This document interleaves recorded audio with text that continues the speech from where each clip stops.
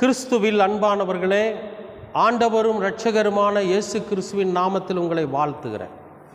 இன்றைய அனுதின உணவிலே கர்த்தர் நமக்கு கொடுக்கிற வார்த்தை ஏசாயா 43 அதிகாரம் 3வது வசனம்.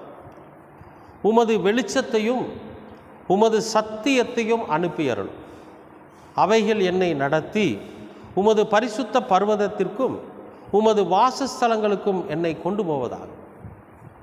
சங்கீதக்காரன் ஆண்டவர்கிட்ட கேட்குறான், என்ன பண்ணுங்க, உம்முடைய வெளிச்சத்தை உமது சத்தியத்தை எனக்கு அனுப்புங்க. ஏன்னா நீங்கள் ரொம்ப பாதுகாப்பான தேவன். என் சத்துருக்களுக்கு முன்னால் நீங்கள் என்னை தள்ளி விட்டுட்டீங்கன்னு வச்சுங்க, அவங்க என்னை அழிச்சிருவானுங்க. நான் ஏன் வெக்கப்பட்டு துக்க முகத்தோடு திரியணும்? நானும் சந்தோஷமாக சமாதானமாக இருக்கிறேனே. மேல் வசனத்தில் அதான் சொல்கிறார், என் அரணாகிய தேவன் நீர், என்னை ஏன் தள்ளி விடுகிறீர்? சத்துருவினால் ஒடுக்கப்பட்டு நான் ஏன் துக்கத்துடனே அலையணும்? நான் எனக்கு என்ன? அப்போ எனக்கு இந்த உலகத்தில் என்ன வேணும்? நான் இந்த மாதிரி இருக்கக்கூடாது, என் சத்துருக்கள் என்னை மேற்கொள்ளக்கூடாது, நான் நல்ல விதமாக சமாதானத்தோடு சந்தோஷத்தோடு இந்த உலகத்தில் வாழணும். அப்படின்னா எனக்கு என்ன வேணும்?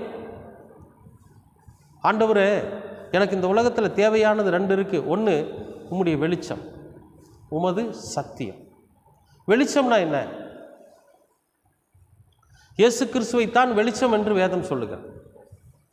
யோவான் 1 அதிகாரம் 1வது வசனத்தில் சொல்கிறார், நான் அல்ல, நான் ஒளியை குறித்து பிரசங்கிக்க வந்தேன், நான் அந்த ஒளி அல்ல. வேற யார் அந்த ஒளினா? இயேசு கிறிஸ்து தான் அந்த ஒளின்னு சொல்லி யார் என்ன பண்ணுறாங்க? யோவான் சாணகன் சொல்லுவார், இருளில் உள்ள சகல ஜனங்களும் பெரிய வெளிச்சத்தை கண்டார்கள். அப்படின்னா என்ன அர்த்தம்? இயேசு கிறிஸ்துவை கண்டார். இயேசு கிறிஸ்து தான் அந்த வெளிச்சம். அவர் சொல்கிறாரு, நானே உங்களுக்கு சத்தியம்ங்கிறார். இங்கே சங்கீதக்காரன் கேட்குறான், நாமும் ஆண்டவர் இடத்துல கேட்குறோம், ஆண்டவரே, நாங்கள் இந்த உலகத்தில் ஏன் துக்கமுகமாக தெரியணும்? நாங்கள் ஏன் இந்த உலகத்தில் சத்துருவினால் மேற்கொள்ளப்படணும்? நாங்கள் ஏன் தோற்று போகணும்? நாங்கள் ஏன் எல்லாவற்றையும் இழந்தவர்களாக தெரியணும்? எங்களுக்கு நீங்கள் உங்கள் வெளிச்சத்தையும் உங்கள் சத்தியத்தையும் அனுப்புங்க, நாங்கள் அதை பின்பற்றிக்கிறோம், அதன்படி நாங்கள் நடக்கிறோம். அப்படி நடந்தால் உம்முடைய பரிசுத்த ஸ்தலத்துக்கு நாங்கள் வருவோம், பரலோகத்தின் வாசஸ்தண்டையில் நாங்கள் போய் நிற்போம், எங்களால் முடியும். அதுக்கு எங்களுக்கு என்ன தேவைன்னா உங்கள் வெளிச்சமும் உங்கள் சத்தியமும் எனக்கு தேவை. சங்கீதக்காரன் கேட்ட மாதிரி நாம் ஆண்டவர் இடத்துல கேட்குறப்போ கர்த்தர் நமக்கு ஏற்கனவே சத்தியத்தையும் வெளிச்சத்தையும் கொடுத்துருக்கார். அந்த வெளிச்சம் என்ன தெரியுமா? இயேசு கிறிஸ்து தான் அந்த வெளிச்சம். இருளில் உள்ள ஜனங்கள் பெரிய வெளிச்சத்தை கண்டார். அவர் சொல்கிறார், நான் உங்களுக்கு சத்தியமாக இருக்கிறேன். அப்போ இயேசு கிறிஸ்து என்கிற வெளிச்சம், இயேசு கிறிஸ்து என்கிற சத்தியம், இதை நாம் உணர்ந்து கொண்டால், அறிந்து கொண்டால், பரிசுத்த ஆவியானவர் நம்மை சகல சத்தியத்திலும் வெளிச்சத்தின் பாதையிலே வழி நடத்துவார். இப்படி நடத்திட்டு போகிற அந்த வழி நடத்துதல், அந்த பயணம் எங்கே போய் சேரும் தெரியுமா? பிதாவினுடைய மகா பரிசுத்த ஸ்தலத்துக்கும் பரலோகத்தின் வாசல் அண்டைக்கும் நம்மளை கொண்டு போய் விடும். நாம் இந்த உலகத்தில் துக்கமுகமாக தெரியணுங்கிற அவசியம் இல்லை.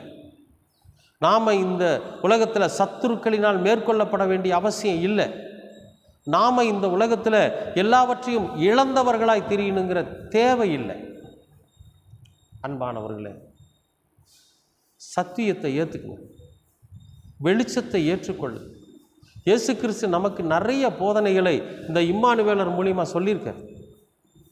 அதை நாம் படிக்கிறப்போ, அதை நாம் உள்வாங்கிறப்போ சில நேரங்களில் மறந்துடும். இப்போ பரிசுத்த ஆவியானவர் நமக்குள்ளே இருந்தார்னா, இயேசு கிறிஸ்து இந்த உலகத்தில் சொன்ன ஒவ்வொரு வார்த்தைகளையும் நமக்கு நினைப்பூட்டி அதன்படி நடக்கும்படியாக கர்த்தர் செய்வார். சகல சத்தியத்திலும் நம்மை வழிநடத்துவார். இந்த சத்தியம் நம்மளை எங்கே கொண்டு போய் விடுனா, பிதாவாகிய தேவனுடைய வலது பாரிசத்து, அந்த மகா பரிசுத்த ஸ்தலத்திற்கும் பரலோகத்தின் வாசல் அண்டைக்கு நம்மளை கொண்டு போய் விடும். அன்பானவர்களே, பணம், பொருள், ஐஸ்வர்யம் இதெல்லாம் இந்த உலகத்தில் அழிஞ்சு போகிறது. இன்றைக்கு அநேகர் அதை தேடி ஓடிக்கொண்டிருக்கிறாங்க. அநேக ஊழியர்கள் அதையே மூலதனமாக வைத்து, அதையே கருப்பொருளாக வைத்து பிரசங்கத்தை கூட பண்ணிக்கிட்டு இருக்கிறாங்க. நாம் அப்படி இல்லை. நாம் போக வேண்டிய இடம் பிதாவினுடைய வலது பாரிசம் என்கிற அந்த பரிசுத்த ஸ்தலம், பரலோக ராஜ்யத்தின் வாசல் ஸ்தலம். அங்கே போகணுன்னா இயேசு கிறிஸ்து என்கிற வெளிச்சத்தையும் சத்தியத்தையும் உணர்ந்து கொள்ளுங்கள். இம்மானுவேலரை வாசிங்க. இது ஞாபகத்துக்கு வராது, மறந்து தான் போகும். வேதத்தை முழுமையாக படித்து ஞாபகம் வச்சுருக்கேன்னு யாரும் சொல்ல முடியாது, மறந்துடும். எங்கேயோ ஒரு வசனத்தை வாசிச்சுன்னு அது ஞாபகம் இல்லையே அப்படின்னு சொல்லக்கூடிய அளவுக்கு தான் இருக்கும். ஆனால் பரிசுத்த ஆவியானவர் நம்முடைய இருதயத்தில் இருக்கிறப்போ ஏற்ற வேளையில், ஏற்ற இடத்துல, ஏற்ற சூழ்நிலையில், ஏற்ற வார்த்தையை, ஏற்ற வசனத்தை நமக்கு நினைவுபடுத்துவார். இயேசு கிறிஸ்து சொன்னார், மத்தேயு எழுதின நற்செய்தி நூலில் அந்த மத்தேயு 12:36, 2:36 எதுலேயும் ஒரு வசனத்தை சொன்னார் அப்படின்னு நமக்கு நினைவுபடுத்துவார். அன்பானவர்களே, இந்த சத்தியமும் வெளிச்சமும் உங்களை வழிநடத்துகிறது. இந்த சத்தியமும் வெளிச்சமும் உங்களை வழிநடத்தப் போகிறது. விசுவாசிக்கிறீங்களா? அப்போ ஆண்டவர்கிட்ட கேளுங்க.